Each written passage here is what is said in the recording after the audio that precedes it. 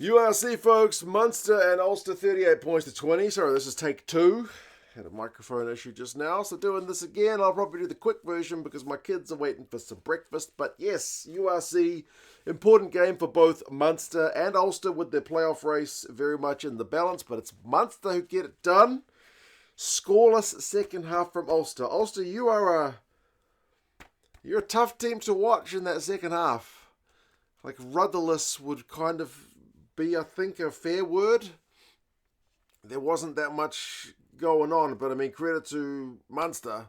They shut you down. And Munster, great Tolman Park send-off for the likes of Archer and Omani and Murray and co. So, yeah, bonus point win for Munster. Absolutely key for their season. Tyke Byrne was involved in a bit of everything. For Ulster, Izzy Chuku still looks a player. Like, tackling the house down, disruptive at line-out time, putting kicks through, carrying and whatnot, but yeah, at times your team was kind of a tough watch. I say this as a Blues fan from Super Rugby who've had numerous seasons where we've had entire seasons like that.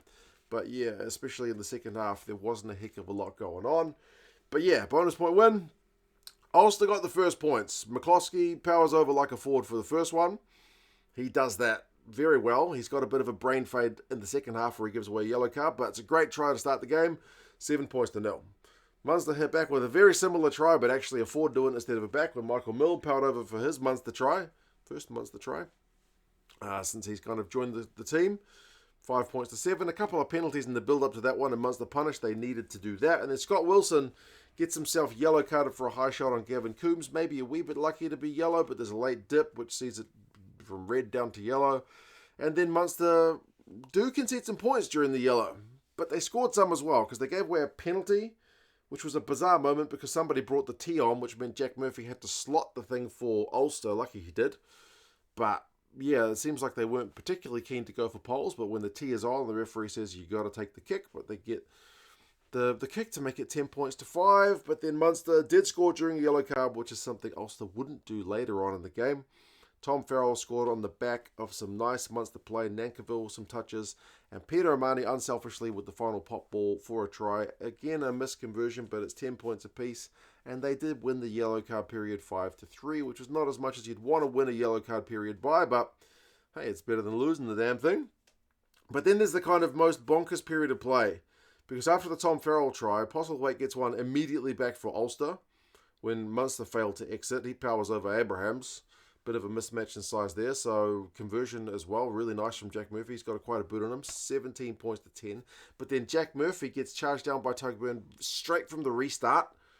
So Byrne's able to regather and score, so 17 points apiece. And then there's some handbags, which I really think gets the crowd riled up and gets them, I think, louder than we've had any point in this game, which is maybe not a great thing from a Ulster point of view. I think that fired up Munster. They get the maul going, and then Niall Scannell's able to go over 17 points. Ulster, 24 Munster. So they take the lead.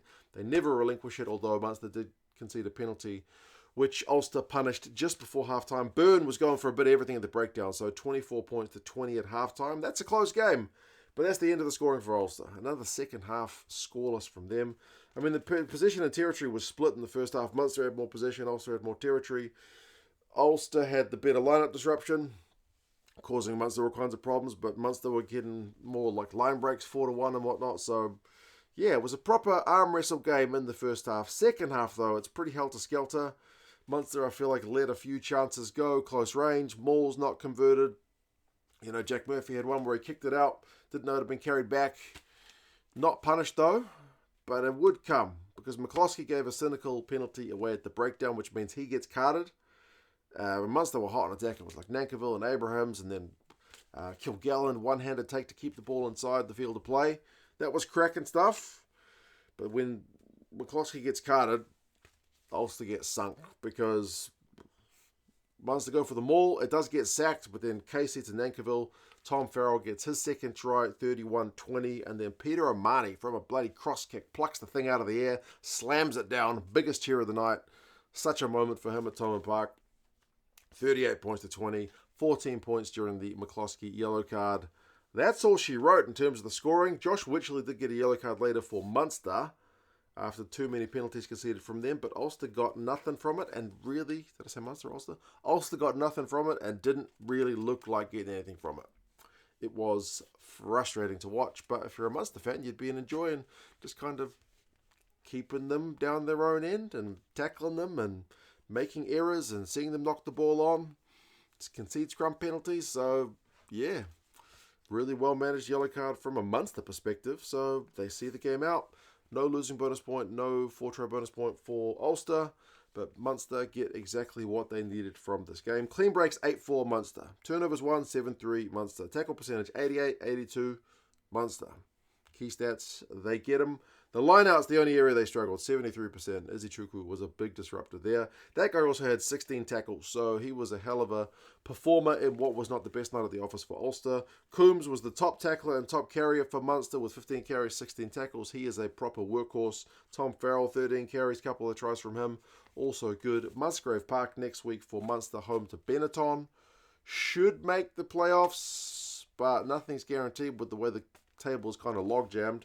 Ulster, I think, pretty much dead and buried with nothing coming out of this game. I don't think they're mathematically out yet, but I would imagine once all the games are played tomorrow, that'll be all she wrote for Ulster. But yeah, you guys let us know your thoughts on the game. Hopefully take 2 microphone behaves itself. Take care, folks, and I'll talk to you guys again soon. See you later.